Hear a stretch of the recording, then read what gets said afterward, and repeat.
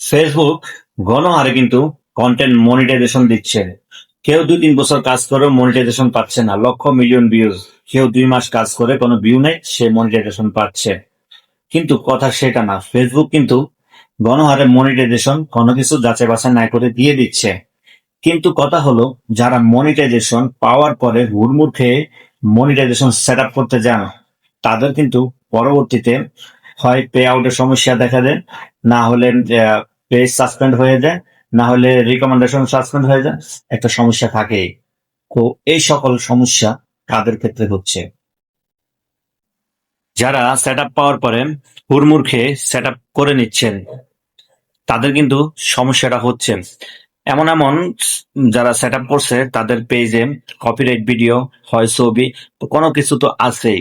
এই সকল page content monetization পাওয়ার পর হয় তাদের পেজে কপিরাইট চলে আসে, না হলে সাসপেন্ড হয়ে যায় পেজ, কিংবা রিকমেন্ডেশন পে আউটের সমস্যা দেখা দেয়। এই সকল সমস্যা তাদের হয়ে থাকে। তো কথা হলো, আপনি আগে কি করছেন, আপনি এখন কন্টেন্ট মনিটাইজেশন পেয়েছেন, আপনি পাওয়ার পরে একটু আপনার পেজটাকে একটু দেখুন, আপনার পেজ কিংবা প্রোফাইল যেটা হোক একটু দেখুন। গুগল থেকে নেওয়া কোনো ছবি, কোনো সেলিব্রিটির ছবি বা কোনো লেখা, যেগুলো আপনি ডাউনলোড করে, বা কোনো ভিডিও, কারো কপি ভিডিও, এই সকল কিছু আপনার পেজে আছে কিনা, থাকলে আপনি সেগুলো হয় 2 দিন সময় নিয়ে আপনি সেগুলো ডিলিট করুন। ডিলিট করার পরে আপনি ভালোভাবে আপনার পেজটিকে বা প্রোফাইলটিকে যাচাই করুন, কোনো সমস্যা আছে কিনা, কপিরাইট কোনো ভিডিও, কোনো মিউজিক, এই টাইপের কিছু আছে কিনা। এগুলো যদি থাকেন, তাহলে আপনি সেগুলো ডিলিট করে দিবেন। ডিলিট করে তারপর সেট আপ দিবেন। ওই সেট আপ হওয়ার পরে আপনার পেজ আর কোনো সমস্যা হবে না। যারা কন্টেন্ট মনিটাইজেশন আপনার আমার দেখা মতে প্রতি 2 million, 10 million, 20 million views, 2 lakh, 5 lakh follower, কিন্তু তারা কন্টেন্ট মনিটাইজেশন পাচ্ছে না। 2 থেকে 3 বছর কাজ করতেছে, তারা কন্টেন্ট মনিটাইজেশন পাচ্ছে না। কিন্তু কেউ 2 মাস কাজ করে কন্টেন্ট মনিটাইজেশন পেয়ে গেছে।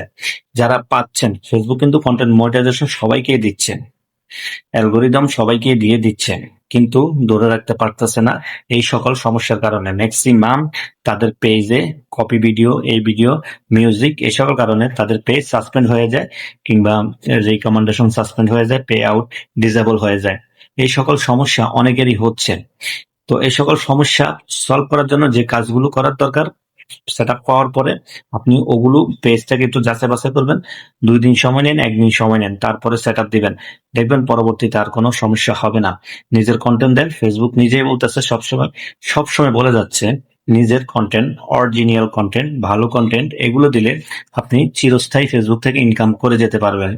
কপি কন্টেন্ট দিলে হয়তো সাময়িক কিছু ইনকাম করতে পারবেন, পরে আপনার পেজটি সাসপেন্ড হয়ে যাবে। ধন্যবাদ।